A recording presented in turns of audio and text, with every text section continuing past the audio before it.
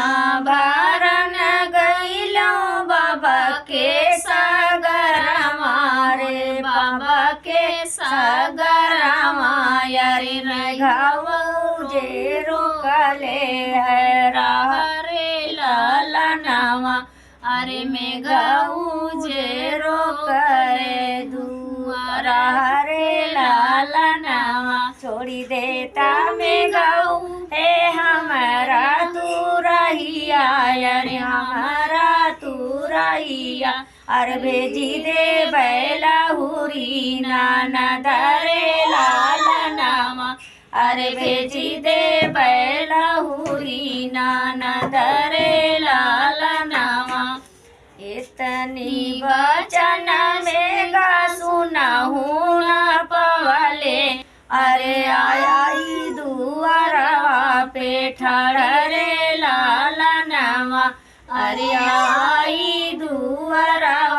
पे ठाड़े लालनामा तरी तू बाटू सरहज की बाटू दुआरामा अरे किया हो दुआरामा यार भेजी दे तू लाहुरी नाना दरे लालनामा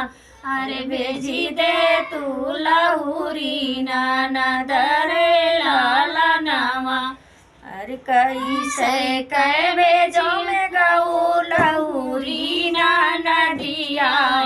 लाहुरी नाना दिया अरे नहीं तो अरे घर से दुआरा रे लालनावा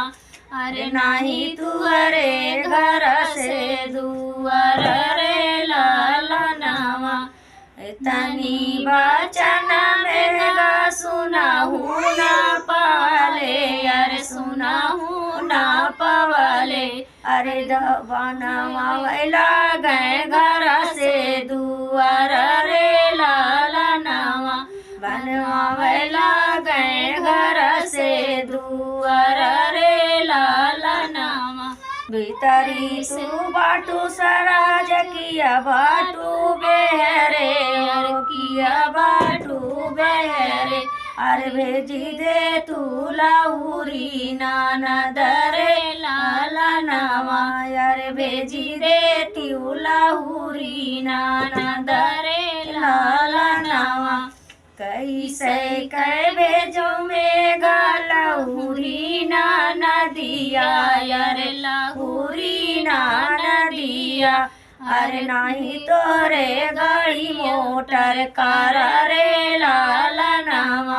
अरे नहीं तुहरे गाड़ी मोटर कार रे लालनावा अरे भेनी वचन में सुनाहू ना पाले अरे सुनाहू ना पावले अरे लैया मैं गाड़ी मोटर कार रे लालनावा अरे लैया मैं गाड़ी मोटर कार रे लालनावा अरे कबना गईले दूसर बाना गईले अरे तीसरे में चिले मेड़ा राई रे लालनावा अरे तीसरे में चिले मेड़ा राई रे लालनावा अरे गाँव के गोयाड़ावा अरे में घाव का चिली लई गए उठाई रे लालनावा अरे में घाव का चिली लई गए उठाई रे लालनावा अरे रोआताई थे करतैया वाली नाना दिया अरे वाली नाना दिया अरे हमारो कारमा तू फोरियो हो भाऊजिया अरे हमारो कारमा तू ही फोरियो रे भाऊजिया